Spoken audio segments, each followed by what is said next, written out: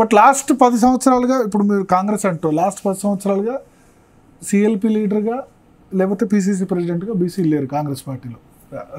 Last 2 times Reddy ఉండే, ఈసారి PCC president Reddy ఉన్నారు, ఇంకోవైపు దళిత్ ఉన్నారు. మీరు అక్కడ గమనిస్తే 2014లో 21 స్థానాలను కాంగ్రెస్ పార్టీ గెలిచినప్పుడు ఆపోజిషన్ లీడర్గా జానారెడ్డి గారిని సిఎల్పి లీడర్గా చేసినారు. అప్పుడు పొన్నాల లక్ష్మి గారు పిసిసి ఉంటే ఉత్తమ్ కుమార్ రెడ్డిని చేశారు కదా, వెంటనే తీసేశారు. 6 నెలలు కూడా ఉంచలే పొన్నాల లక్ష్మిని. అయిపోయిన తర్వాత తీసేసారు. అయితే ఇక్కడ మనం సిఎల్పి లీడర్ విషయానికి వద్దాం. సిఎల్పి లీడర్గా జానారెడ్డి గారు ఉన్నప్పుడు అత్యంత చాకచక్యంగా కేసీఆర్ గారు కూడా పెద్దలు జానారెడ్డి గారు అని లేచి ఆపోజిషన్ లీడర్ అని చెప్తూ గొప్పవారు, ఆయన సలహాలు స్వీకరిస్తాం అని చెప్తూ సంబోధన. ఈ సిఎల్పి లీడర్ పదవిలోకి బట్టి విక్రమార్క అనేటువంటి దళితుడు రాగానే ఉత్తమ్ కుమార్ రెడ్డి రాజీనామా చేస్తాడు, వాళ్ళకి సరిపడా మెజారిటీ పోతుంది, సిఎల్పి లీడర్ పదవి పోతుంది. ఈయనది అసలు గుర్తింపే లేదు. అంటే మీ చేతిలో ఉన్నప్పుడు ఒకట్లాగా ట్రీట్ చేసి మీ చేతి నుంచి చేజారినప్పుడు మరోలా ట్రీట్ చేయడం అంటే ఈ పార్షియాలిటీ కనిపించట్లేదా ఇక్కడ? అంటే అధికారం మీ చేతిలో ఉంటే అందరు మీతో ఉండాలి, మీ చేతిలో లేకపోతే దాన్ని డిస్ట్రాయ్ చేసేయాలి. ఇదే కదా జరిగింది. బట్టి విక్రమార్క అన్న సిఎల్పి లీడర్గా ఏమైనా సంతృప్తికరంగా పనిచేయగలిగిందా? ఆయనకి ఏమైనా రావాల్సిన ఏది ఇజ్జత్ దొరికిందా పాలిటిక్స్లో? అసెంబ్లీలో కూసవయా బట్టి అని చెప్పి బెదిరించి కూడా ఆయన పార్లమెంట్ పోవాల్సిన అవసరం కూడా ఉంది అన్నాడు బట్టి విక్రమార్కన్.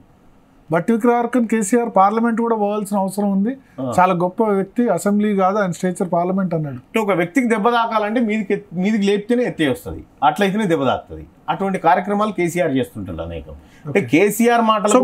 మీ ఉద్దేశంలో బీసీలకు ఇప్పుడున్న పరిస్థితిలో ఇప్పుడు మీరు టీఆర్ఎస్ ఎట్లా వ్యతిరేకిస్తున్నారు? కాంగ్రెస్ బీజేపీలో కాంగ్రెస్ వ్యతిరేకించట్లేదు, పాలసీలను వ్యతిరేకిస్తున్నా. ఆబ్వియస్లీ మీరు కేసీఆర్ మొదటి నుంచి ఒకరిగా వ్యతిరేక. ఇప్పుడు ఒక విషయం, టీఆర్ఎస్ పార్టీ చాలా మంది కార్యకర్తలు మా ఆఫీస్కి వస్తారు, అన్న అన్యాయం జరిగిందని. నేను వ్యతిరేకిస్తున్నాను వాళ్ళని, అది కాదు. ఎవరికి అన్యాయం జరిగినా కేసీఆర్ పాలసీని వ్యతిరేకిస్తున్నాం అంతే.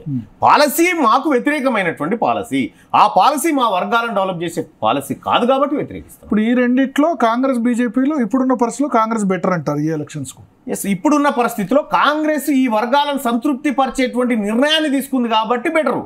ఓకే, లేకపోతే బీజేపీ మళ్ళీ వాళ్ళొక 35-40 సీట్లు ఇచ్చి బీసీ ముఖ్యమంత్రి డిక్లేర్ చేస్తే బీజేపీ తన చేతులారా చేసుకుంది. ఇక్కడ బీజేపీ తన చేతులారా డ్యామేజ్ చేసుకుంది. భారతీయ జనతా పార్టీని సమాజం నమ్మే క్షణంలో మొయినాబాద్ కేసు కానీ అవి ఎటు పోయినాయో తెలియదు. ఆ తర్వాత లిక్కర్ స్కామ్లో డ్యామేజ్ అయింది. మొయినాబాద్ కేసు సుప్రీంకోర్టు స్టే ఉంది. సుప్రీంకోర్టు స్టే ఉన్నా లేకపోతే దానిపైన చర్చ లేదు. వ్యవహారం సిబిఐకి ట్రాన్స్ఫర్ చేయగానే రాష్ట్ర ప్రభుత్వం పోయింది, సుప్రీంకోర్టు. అది స్లో అవ్వడానికి కారణం ఏంది, ఆ వ్యవహారం ఏంది మీకు తెలియంది కాదు. కానీ నేనేమంటున్నంటే BJP party, Bharatiya Janata party ఒక రేంజ్లోకి వచ్చి తనంతల తానుగా సూసైడ్ చేసుకున్నంత పని చేసింది. కాబట్టి ఇప్పుడున్న పరిస్థితిలో భారతీయ జనతా పార్టీ 10 సీట్ల కంటే పెరిగేటువంటి అవకాశాలు కనిపించట్లేదు. ఎందుకంటే ఈ ఇటీవల కాలంలో జరిగినటువంటి పరిణామాలు. ఇప్పుడు కిషన్ రెడ్డి గారు ఉన్నారు. కిషన్ రెడ్డి గారు మంచి పొలిటీషియనే కావచ్చు, కానీ మంచి వక్త కాదు. అంటే ఎక్కువ మంది ప్రజల్ని మెప్పించేటువంటి వాక్ చాతుర్యం ఆయన దగ్గర లేదు.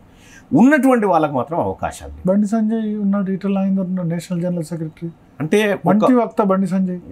ఎప్పుడైనా సభానాయకుడు మాట్లాడితేనే అందంగా ఉంటుంది, ఆ తర్వాత ఎవరు మాట్లాడినా ఒకటిదే. కాబట్టి అధ్యక్ష స్థానంలో ఉన్నటువంటి వ్యక్తి సంతృప్తి పరిచేటువంటి వ్యాఖ్యలు కనుక చేస్తే బాగుండేది. కానీ ఆ పరిస్థితి లేదు భారతీయ జనతా పార్టీలో. చాలామంది ఇటీవల కాలంలో భారతీయ జనతా పార్టీ నుంచి చాలామంది లీడర్లు ఎందుకు వెళ్ళిపోతూ ఉన్నారు అనంటే వాళ్ళ నిర్ణయాలు, వాళ్ళ పర్ఫార్మెన్సు ప్రజల ఆలోచనకు అనుగుణంగా లేదనేటువంటి ఒక ఉద్దేశం వాళ్ళలో ఏర్పడి వికారాబాద్ చంద్రశేఖర్ గారు కానీ లేకపోతే ఇంకా చాలామంది కానీ అట్లా వెళ్ళిపోవడం జరుగుతూ ఉంది. ఓకే, సో ఇప్పుడున్న పరిస్థితిలో బీఆర్ఎస్లో కాంగ్రెస్ ఎదుర్కొంటుంది టీఆర్ఎస్. ఎస్.